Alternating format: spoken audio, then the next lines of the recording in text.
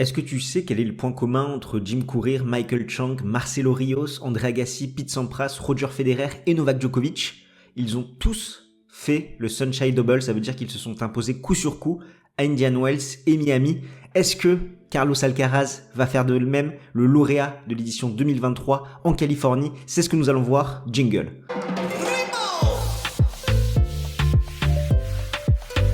Si on parle un petit peu du tournoi de Miami, on constate qu'il est beaucoup moins volatile que celui d'Indian Wells, étant donné que sur les 10 dernières éditions, il y a seulement 3 joueurs qui ont réussi à gagner autres que Novak Djokovic, Roger Federer, ainsi que Andy Murray. Il s'agit de John Isner en 2018, de Hubert Hurkacz en 2021 et de Carlos Alcaraz en 2022. C'est vrai que les conditions ont beaucoup fait parler à Indian Wells. On va passer de la sécheresse de la Californie à l'humidité de la Floride. Donc là, on a une surface quand même assez lente, mais où le rebond est beaucoup plus bas qu'à Indian Wells, donc la balle va beaucoup moins gicler, ce qui fait que ça avantage un petit peu plus les gros serveurs, étant donné que là, le service slicé va beaucoup plus prendre, là où à Indian Wells, c'était vraiment le service kické qui faisait la différence. La comparaison que j'aime bien faire, pour ceux qui me demandent comment c'est Indian Wells, Miami, c'est de prendre le cours Philippe Chatrier sur terre battue. Indian Wells, c'est le Philippe Chatrier en plein cagnard, quand il y a un beau soleil, la balle gicle, et Miami, c'est un petit peu plus le cours Philippe Chatrier après une grosse pluie où les conditions sont vraiment lourdes et humides. Et ce tournoi va être ultra intéressant à suivre parce que Carlos Alcaraz pourrait devenir le plus jeune joueur à faire le Sunshine Double. Pour le moment,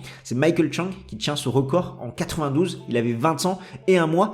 Et surtout, Alcaraz, s'il veut rester premier, il doit impérativement s'imposer à Miami. Avant de parler du tirage au sort, on me demande souvent, Conce, comment tu fais pour tenir durant ces longues nuits américaines? Et voici mon secret, notre partenaire Oli, qui fait des thés glacés et également des boissons énergisantes où en fait c'est doté de Newcaf, ce qui fait que ça permet d'avoir un effet un petit peu plus continu et qui nous permet d'avoir des pics de forme justement pour ne rater aucun match durant ces longues nuits aux États-Unis. Et en plus des effets que je viens de te citer, il y a beaucoup moins d'emballage que les canettes, étant donné que c'est des pots avec de la poudre, ce qui fait qu'on évite de jeter 50 canettes, c'est beaucoup plus écologique, il n'y a pas de sucre, pas de taurine, c'est des arômes et colorants naturels, c'est beaucoup plus sain, ce qui fait qu'on arrive à tenir avec un produit vraiment sain et bon pour la santé. Ensuite, un pot de 50 portions coûte 39,99 €, ce qui revient à 80 centimes la boisson de 500 ml, ce qui fait que c'est beaucoup plus économique. Comme tu as pu le voir, la marque est totalement transparente par rapport à ses calories et ses ingrédients. Un grand merci à Oli pour soutenir la chaîne. Tous les liens sont en description avec les codes promotionnels si tu veux tenter leur gamme, étant donné que je t'invite à tenter le pack découverte pour te faire une idée, voir si tu apprécies les goûts, étant donné qu'ils ont des goûts assez exotiques. C'est vraiment bon, c'est varié et en plus, comme tu peux le voir, le design est assez visuel, c'est propre, donc on apprécie ça. Merci à eux. Et pour être totalement transparent avec toi, les liens sont des liens affiliés, ce qui fait que nous, si tu commandes quelque chose chez eux, on touche une petite commission qui nous permet de progresser de façon qualitative pour justement toujours te proposer du meilleur contenu.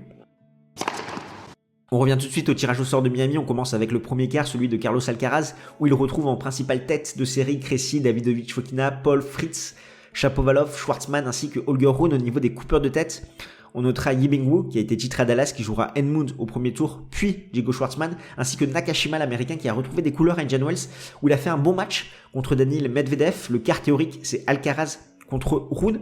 Si on décrypte un petit peu ce quart-là, et notamment la partie de Carlos Alcaraz, qui est impressionnant en 2023, il a vraiment fait un retour tonitruant, il revenait de blessure, il s'est imposé d'office dans le premier tournoi qu'il a disputé, 14 victoires, une défaite pour cette année. Sa seule défaite, c'est en finale contre Cameron Norrie, où il était un petit peu blessé. Derrière, il a roulé sur tout le monde en Californie, en s'imposant à chaque fois en 2-7, que ça soit Auger-Aliassime, Sinner, Medvedev, personne n'y a résisté. Et pourtant, Miami, c'est vraiment le premier gros tournoi qu'il va devoir défendre, donc à voir comment il va aborder ce tournoi floridien, parce que ça peut le mettre dans un état d'esprit un petit peu différent.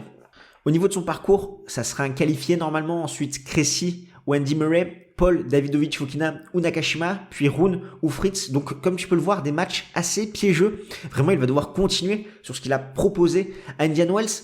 Par rapport à ses principaux concurrents, on notera Taylor Fritz qui a fait 8e au mieux en 2021 et 2022, qui pourrait jouer Isner au deuxième tour. Il y a 3 partout entre les deux Américains. Également Shapovalov, qui certes, le Canadien, c'est compliqué en ce moment, mais il a quand même fait une demi ici en 2019. On notera également Holger Rune, l'adversaire potentiel de Carlos Alcaraz en quart de finale, qui en 2023, c'est 12 victoires, 6 défaites, ce qui est peut-être un petit peu décevant par rapport à ce qu'il a montré en fin de saison dernière. Forcément, il doit confirmer. Et pour le moment, c'est un petit peu fluctuant. Il perd souvent des matchs accrochés qu'il aurait très bien pu gagner. Il a été éliminé par Wawrinka à Indian Wells. qu'à voir s'il va savoir rebondir. Par rapport au quart que je pronostique, je vois la logique être respectée avec un quart Carlos Alcaraz contre Holger Rune. On passe tout de suite au second quart de tableau, celui de Casper Ruud, où il retrouve VDZ, Bautista Agut, Zverev, Sinner, Dimitrov, Kekmanovic, ainsi que Rublev. Au niveau des coupeurs de tête, on note Ivashka qui pourrait jouer Casper Ruud au second tour, ainsi que Roussou-Fori. Le quart théorique, c'est Ruud contre Rublev. Et par rapport à ce qu'on peut dire de ce quart-là, déjà Casper Ruud qui est méconnaissable en cette année 2023, il a eu une excellente saison 2022, mais là c'est très compliqué pour lui, il a été blessé à l'Open d'Australie, il est revenu peut-être un peu trop tôt, et là il manque vraiment de rythme, il n'a plus confiance en ses coups, son coup droit ne part pas du tout, et il a été finaliste à Miami en 2022, 4 victoires, 5 défaites en 2023, à Indian Wells il a été éliminé par Christian Garin, et son parcours quand même ça risque d'être compliqué, Ivashka au premier tour, VDZ, puis Zverev, puis Sinner. Justement, Zverev, parlons-en, l'Allemand qui retrouve des couleurs, qui est peut-être en avance sur ses temps de passage. On sait que revenir de blessure, c'est toujours très compliqué, on l'attendait plutôt sur le second semestre, mais là, il a fait des très bons matchs, que ça soit à Dubaï ou Indian Wells, notamment contre Daniil Medvedev, où il était à ça de gagner. Derrière, il s'est un petit peu tendu sur les moments importants. Il a été finaliste à Miami en 2018 et il a été 2 fois quart de finaliste en 2017 et 2022. C'est 8 victoires, 8 défaites en 2023 et franchement, il faudra le surveiller parce que là, la perche allemande est lancée. Il y a Rublev également dans cette partie-là, demi-finaliste en 2021, 11 victoires, 7 défaites, qui a été battu par Cameron Norrie à Indian Wells. Il a un deuxième tour compliqué contre Bublik ou Gigi Wolf. C'est vrai que Rublev, c'est un petit peu compliqué cette année parce que il a ce plan A qui marche très bien quand ça passe, mais derrière si on arrive à le contrecarrer, soit il va tout vendanger, soit il va être impuissant sur le court. Donc certes, il a eu des bons résultats par-ci par-là, mais bon, c'est un petit peu en trompe-l'œil. Je trouve qu'il a atteint un plafond de verre un petit peu d'un point de vue tennistique. Et s'il passe ce match qui peut être piégeux contre Gigi Wolf ou Bublik, qui peut carrément viser les huitièmes de finale. Et enfin, il y a Yannick Sinner, qui a été finaliste ici en 2021, 17 victoires, 5 défaites, éliminé seulement en 2-7 en demi-finale à Indian Wells par Carlos Alcaraz. L'Italien est vraiment dans une très bonne forme. Franchement, là, s'il continue à jouer comme ça peut faire très très mal s'il ne se blesse pas. On sait que c'est souvent ces problèmes de santé qui peuvent lui faire défaut. Donc beaucoup d'attentes sur l'Italien, où je vois un quart de finale Zverev contre Sinner. Au fait, nous c'est Games Talk et on aide les passionnés de tennis comme toi à décrypter l'actualité de la petite balle jaune. Alors si c'est quelque chose qui t'intéresse et que tu ne veux rien louper du tournoi de Miami, je t'invite à smatcher le bouton pour t'abonner, activer la petite cloche pour ne louper aucun contenu qu'on te proposera.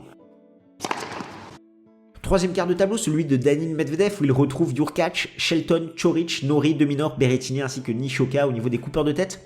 C'est un petit peu plus compliqué d'en identifier dans cette partie de tableau-là.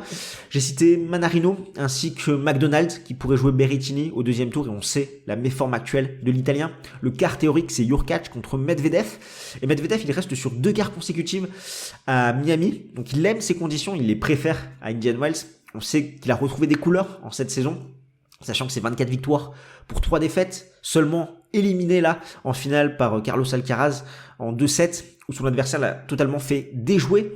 Au niveau de son parcours, Zapata, Nishioka, De Minaur, Norrie ou Jurkacz, donc ça peut le faire pour le Russe s'il a encore un petit peu de jus, ou il va forcément préférer ses conditions à celles de Californie. Principal concurrent, c'est Hubert Jurkacz parce que c'est lui qui l'a éliminé en 2022 en quart de finale. En 2023, c'est 13 victoires pour 6 défaites. Pour le Polonais, il a été éliminé par Tommy Paul en 3-7 à Indian Wells.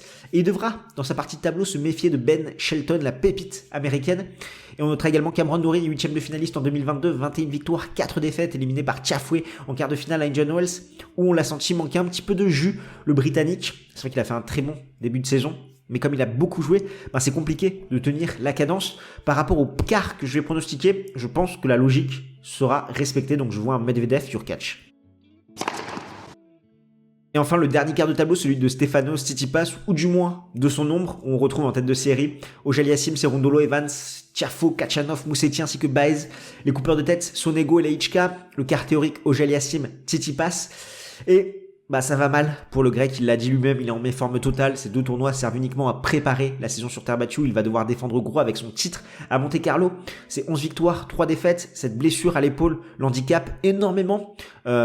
Côté revers, Il est beaucoup moins créatif, il est très précautionneux, a beaucoup slicé, ça part très très mal de sa raquette, donc à voir ce que ça va donner, éliminé par Jordan Thompson quand même à Indian Wells. Là c'est Gasquet, Baez, Kachanov, Ulejka, puis Auger-Aliassime, ça peut passer, mais bon, je pense qu'il va contre-performer, il est en manque de rythme, de repères pour le moment, et c'est aussi la conséquence d'une intersaison qui n'a pas eu lieu pour lui, où du coup il arrive avec un pic de forme à l'Open d'Australie, sachant qu'il a des repères, des rythmes, étant donné qu'il ne s'est pas arrêté durant l'hiver, mais derrière il en perd un peu les pots cassés, sachant qu'il décline parce que physiquement ça commence à devenir très dur et qu'il va devoir couper. Auger-Aliassime, qui est l'un de ses principaux concurrents dans cette partie de tableau-là, demi-finaliste en 2019, 11 victoires, 6 défaites en 2023, Miraculous Indian Wells, c'est passé comme ça contre Martinez, contre Cerundolo, également contre Tommy Paul, et pourtant, même s'il s'incline en 2-7 contre Carlos Alcaraz, il aura fait sans doute le meilleur match de sa saison. Les conditions ici à Miami lui vont beaucoup mieux, lui qui ne sert pas kicker, c'était compliqué de protéger ses services. Indian Wells, il favorise plutôt le slice, et donc là, sur ces conditions-là, avec un rebond plus bas, ça va faire très très mal s'il est en confiance. Tiafoe, qui a fait demi-finale à Indian Wells, va-t-il surfer sur sa dynamique actuelle? Au niveau de mon pronostic, en quart de finale, je vois Félix Auger-Aliassime contre Laichka. On arrive sur la partie que t'adores, les pronostics où là franchement j'ai la pression, j'ai plutôt été bon sur ma vidéo tirage au sort à Indian Wells, là ça s'avère très très chaud, toujours aussi peu lisible ces tournois avec l'enchaînement entre Indian Wells et Miami. Est-ce que les joueurs qui ont performé Indian Wells vont continuer à Miami? Alcaraz va-t-il continuer sur cette dynamique? Est-ce qu'il va sentir un petit peu la pression de défendre son titre? Donc je te rappelle les cartes théoriques: Alcaraz, Rune, Ruud, Rublev, Medvedev, Hurkacz, Tsitsipas, Auger-Aliassime, et les cartes que j'ai pronostiquées: Alcaraz, Rune, Sinner, Zverev, Medvedev, Hurkacz, Auger-Aliassime, Laichka. En demi-finale, je vois un Alcaraz, Sinner et un Hurkacz, Auger-Aliassime. En finale, c'est là que c'est compliqué. Je sais pas si Alcaraz va faire le doublé, dans quelle disposition il va arriver ici. Je vais prendre un risque, même si ça s'annonce très compliqué, de faire ce pronostic. Je vois Sinner, Auger-Aliassime en finale avec une victoire de Yannick Sinner. Mais bon, aucune garantie que ça se réalise. Honnêtement, si Alcaraz continue à jouer comme ça a été le cas en Californie, il peut très bien rouler sur son tableau. N'hésite pas toi dans les commentaires à me dire ce que tu en penses, et je t'invite à aller visionner le live qui revient sur la fin de tournoi d'Indian Wells, et on se retrouve de l'autre côté de l'écran.